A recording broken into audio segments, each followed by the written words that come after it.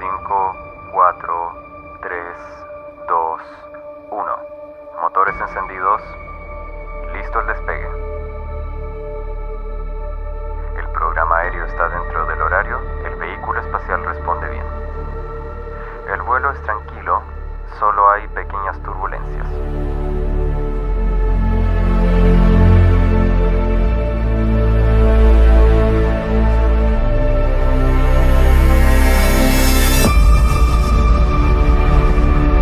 Contemple nuevamente este punto. Eso es aquí, es nuestro hogar, eso somos nosotros. En él están todos los que amamos, todos los que conoces, todos de quienes has oído hablar.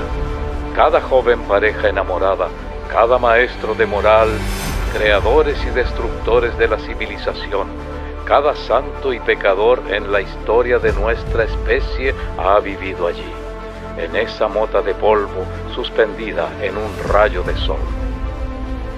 Quizás no haya mejor demostración de la locura de la presunción humana que esta imagen distante de nuestro pequeño mundo. Viajemos en el tiempo para descubrir cómo los eventos en la historia de nuestro planeta sugieren que no estamos solos en el universo y que nuestro punto azul pálido tiene un propósito.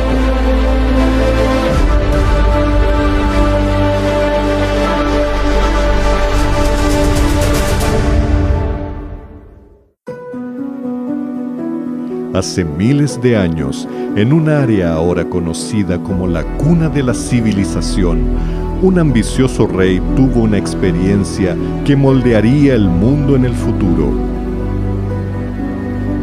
Babilonia fue la ciudad más grande de la tierra y su legado sigue vivo. Al pasar por su imponente puerta de Ishtar, los viajeros encuentran una ciudad repleta de vida y llena de oro y riquezas. Esta joya de la antigüedad era la envidia del mundo. Cualquier visitante de Babilonia, en el apogeo de su poder, quedaría absolutamente asombrado por el espectáculo de su arquitectura y por el hecho de que allí, reunidos en la ciudad, había personas de todo el mundo. Era una verdadera metrópoli. Babilonia se proclamó a sí misma como la primera ciudad del mundo, la primera ciudad que los dioses habían creado.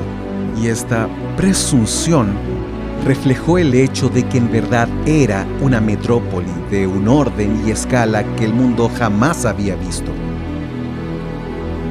Una noche, el rey Nabucodonosor de Babilonia fue despertado por un sueño inusual. Un joven esclavo hebreo de nombre Daniel fue llamado para interpretar el sueño. Daniel, como muchas personas en el mundo antiguo, creía que los sueños eran significativos y que Dios se comunicaba o los dioses se comunicaban a través de los sueños. Y Daniel creía que su Dios, el Dios de los hebreos, sabía el significado y la interpretación de este sueño. En su sueño, el rey vio una estatua gigante hecha de oro, plata, bronce y hierro, con los pies de hierro mezclados con barro. Daniel reveló que cada metal representaba un poderoso imperio que comenzaba con Babilonia como la cabeza de oro, y predijo con precisión el surgimiento y la caída de los imperios.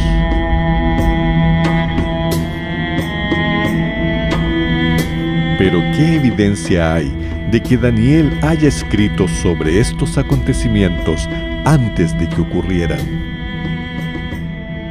Los rollos del Mar Muerto contienen secciones de los escritos de Daniel y datan del siglo II a.C. El historiador judío Flavio Josefo cuenta que los escritos de Daniel fueron presentados a Alejandro Magno cuando visitó Jerusalén en el siglo IV a.C. Y los estudiosos señalan que el arameo usado en el libro de Daniel calza perfectamente con el arameo usado en el siglo VI a.C. La primera vez que oí hablar de este sueño, debo admitir que estaba escéptico. Me refiero a que es difícil creer que más de 2000 años de historia humana fueron relatadas de antemano en un sueño de 150 palabras. Y me enfrenté a la idea de que o bien estamos lidiando con algo que podría ser un engaño, una mentira, o hay algo sobrenatural que está en juego. Daniel había predicho que un imperio representado por el pecho y los brazos de plata se alzaría para conquistar Babilonia. En el apogeo del dominio babilónico, Daniel predijo que se levantaría un reino inferior.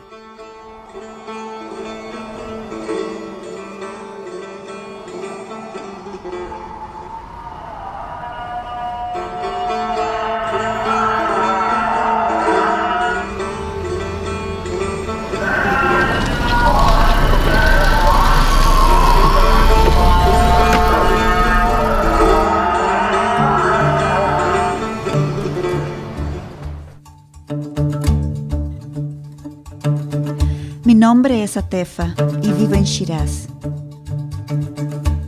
Es una de las ciudades más bellas de Irán, conocida por sus jardines y poetas.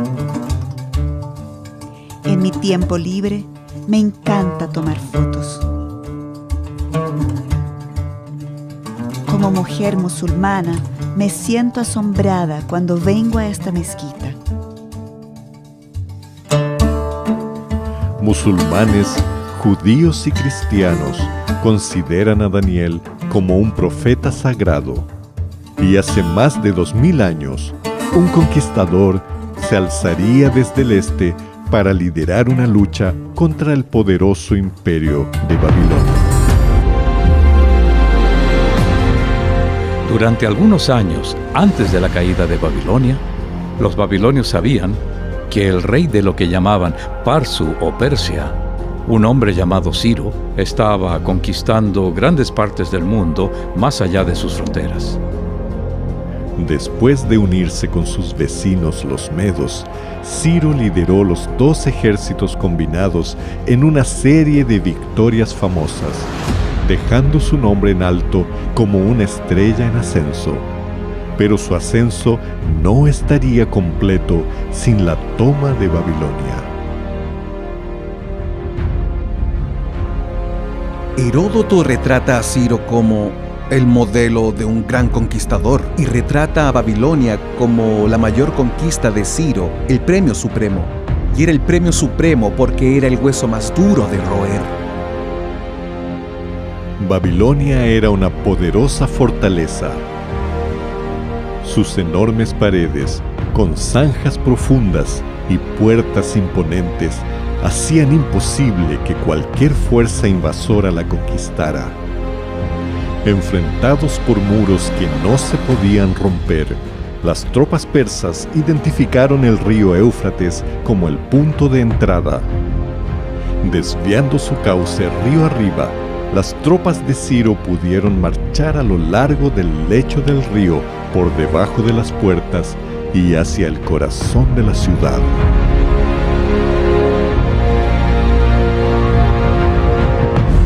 Los muros de Babilonia parecían infranqueables para cualquier fuerza invasora.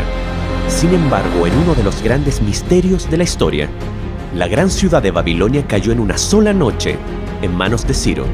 Y solo una vez que Ciro tomó Babilonia, el rey de Persia pudo llamarse a sí mismo el rey del mundo. La conquista de Ciro sentó las bases del imperio medo-persa. Su gran conjunto de palacios todavía se pueden ver en la actualidad. Cuando camino por las ruinas de estas antiguas ciudades, siento una fuerte conexión con el pasado. Siento que el legado y los mensajes del pasado siguen vivos hoy.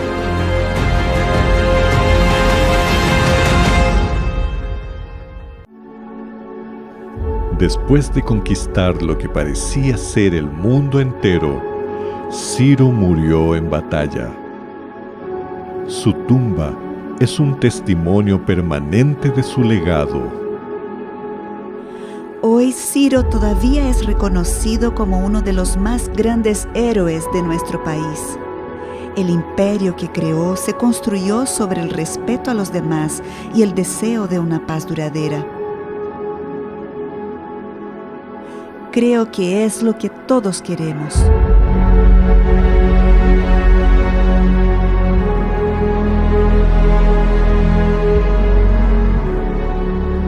Cuando los reyes persas morían, sus cuerpos eran enterrados aquí.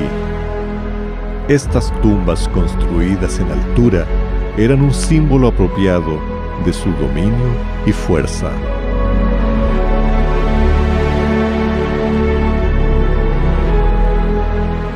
Pero aquí hay una tumba inconclusa.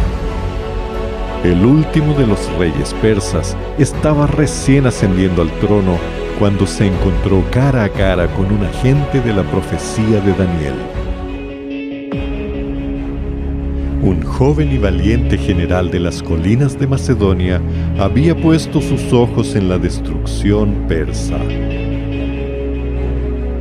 El imperio medo-persa había conquistado Babilonia tal como lo predijo Daniel. Pero la siguiente predicción de Daniel se refiere al surgimiento de un tercer imperio, uno de bronce, que gobernaría sobre toda la tierra.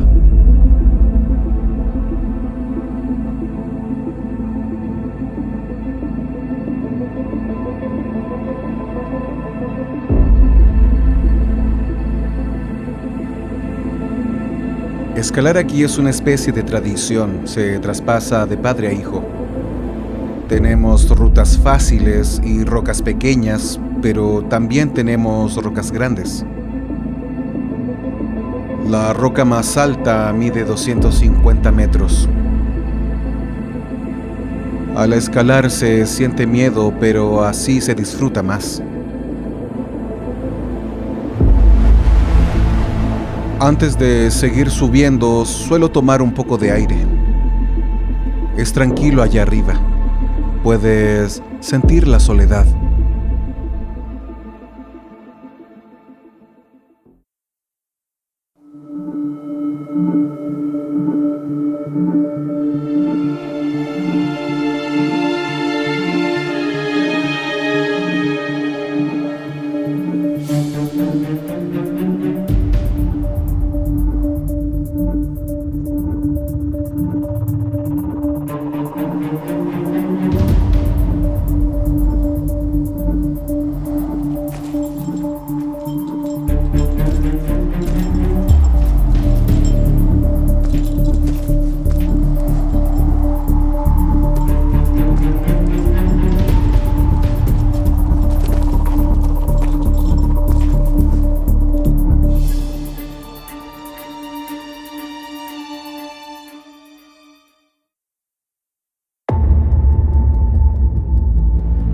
Hoy los monasterios adornan las cumbres de estos acantilados.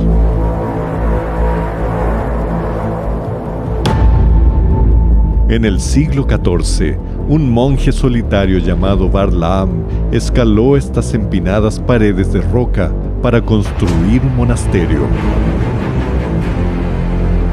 Bajo la atenta mirada de un monje, hay una pintura que representa una figura clave en la línea de tiempo de Daniel: Alejandro el Grande.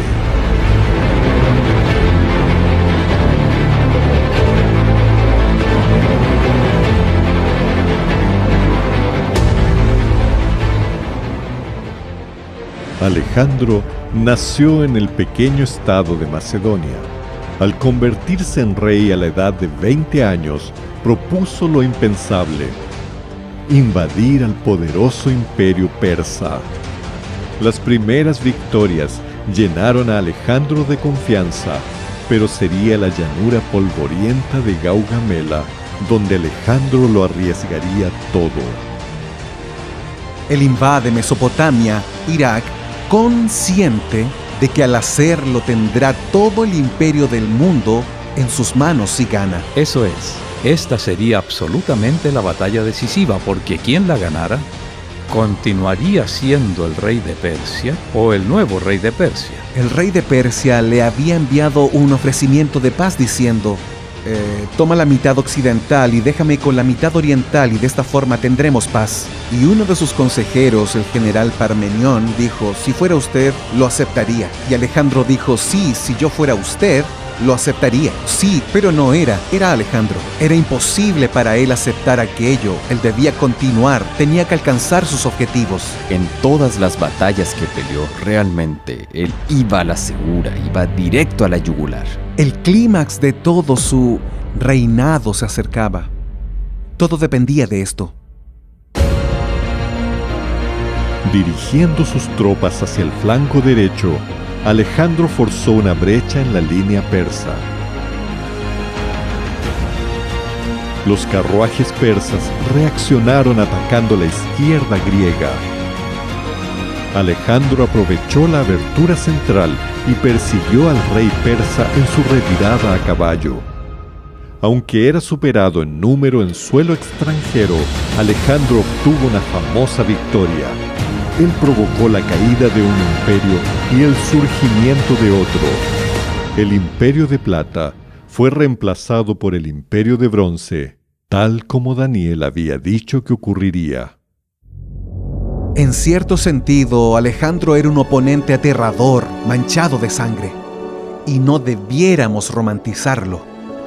Él mató a muchas personas, y su grandeza se levantó entre la sangre de mucha gente.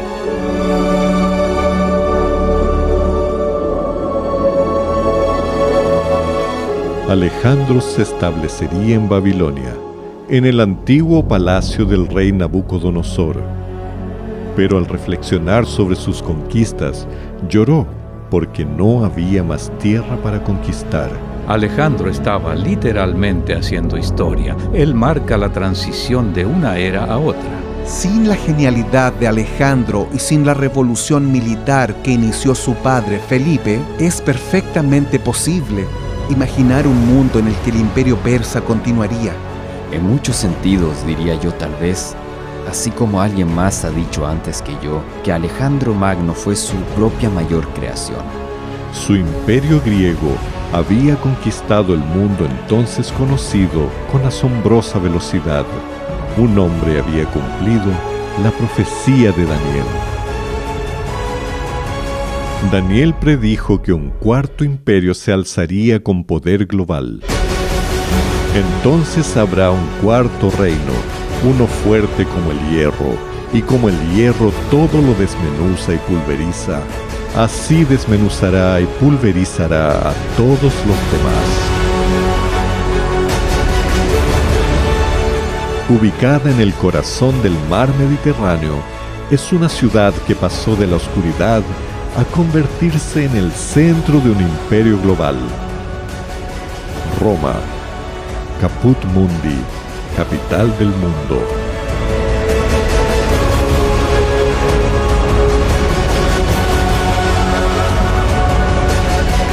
Las maravillas arquitectónicas siguen de pie, símbolos duraderos de fuerza y ambición.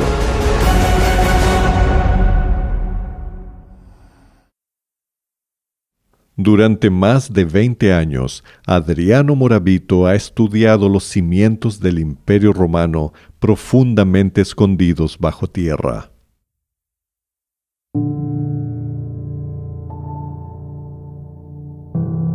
Mucha gente viene a Roma para visitar lo que está sobre el suelo, pero lo que permanece bajo tierra es mucho más. Roma era una mega ciudad del pasado. La grandeza del Imperio Romano se debe a la red de caminos que fueron hechos para conquistar los diferentes territorios y a la construcción de acueductos apropiados para cada ciudad.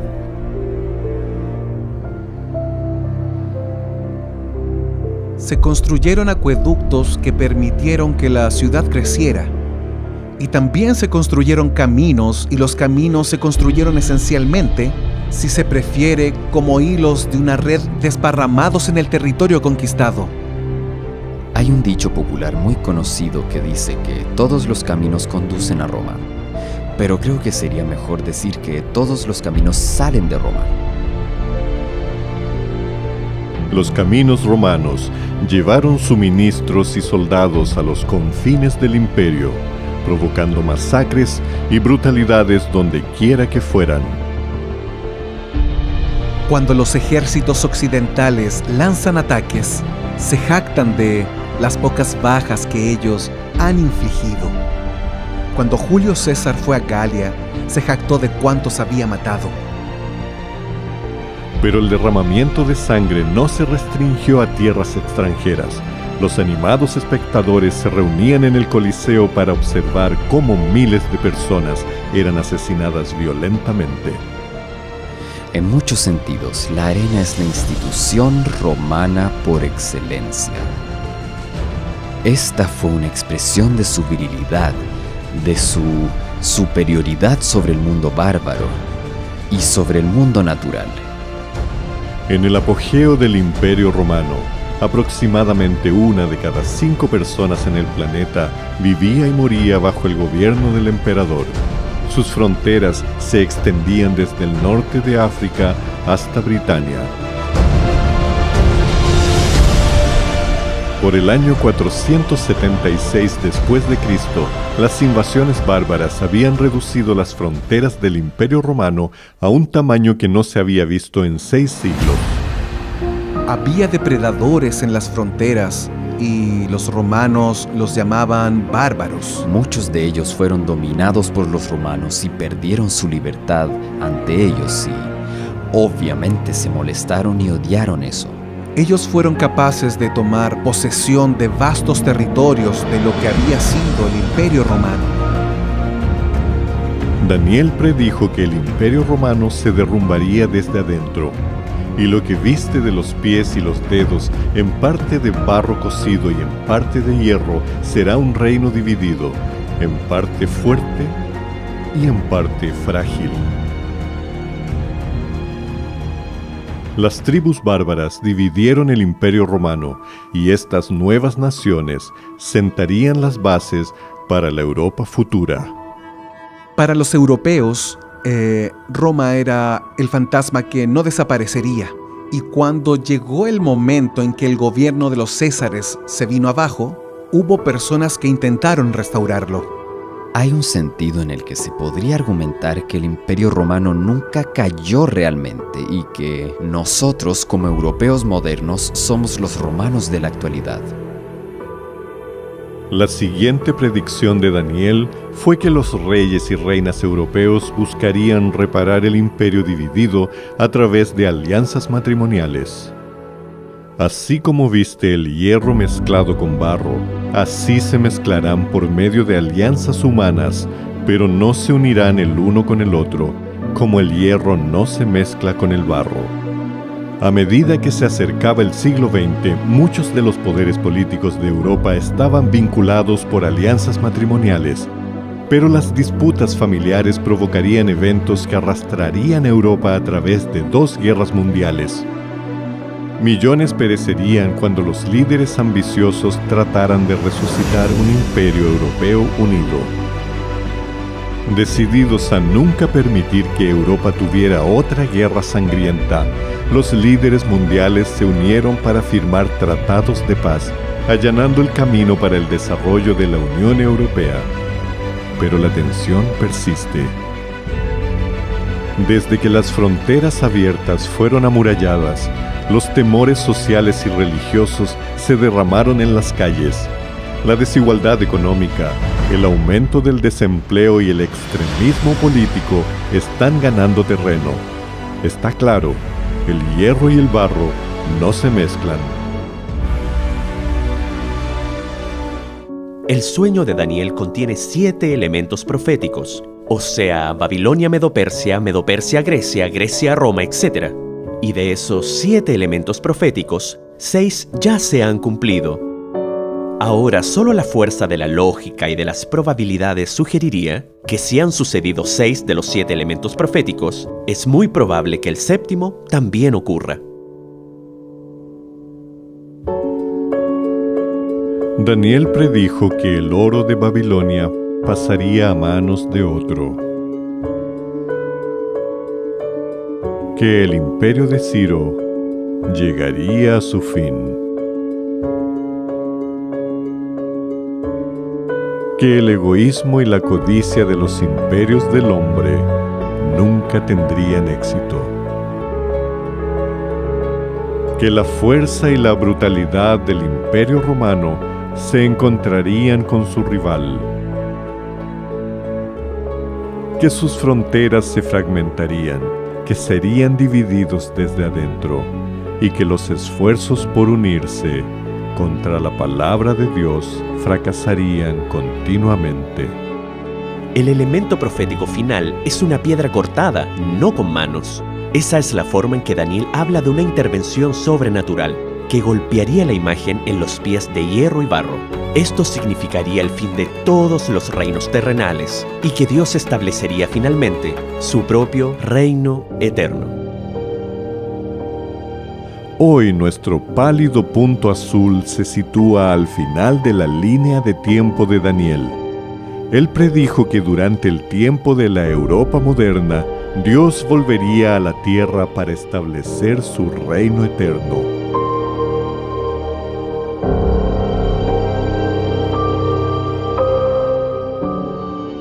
La Tierra es un escenario muy pequeño en una vasta arena cósmica. Piensa en los ríos de sangre derramados por todos esos generales y emperadores para que en gloria y triunfo pudiesen convertirse en maestros momentáneos de una fracción de este punto. La profecía de Daniel une las esperanzas de la humanidad y revela a un Dios que se ha convertido en parte de nuestro mundo. Las últimas palabras de Daniel al rey fueron que el sueño era cierto y que su interpretación era segura. Nuestras vidas a menudo se caracterizan por cosas que no son ciertas ni son seguras. Enfrentamos el futuro con ansiedad y confusión, pero toda esta narrativa sugiere fuertemente que la historia humana y nuestra propia historia personal van en una dirección, que de hecho hay un propósito, una esperanza e incluso un destino. Millones se preguntan si hay un Dios ahí afuera observando cómo nuestra tierra gira hacia un futuro sin sentido, pero en ningún lugar la realidad de Dios es más evidente que en los escritos de Daniel. Su extraordinaria revelación de la historia de los imperios mundiales desafía la razón y el azar. Ellos narran la mano de Dios guiando la historia de nuestro mundo y del próximo reino que vendrá.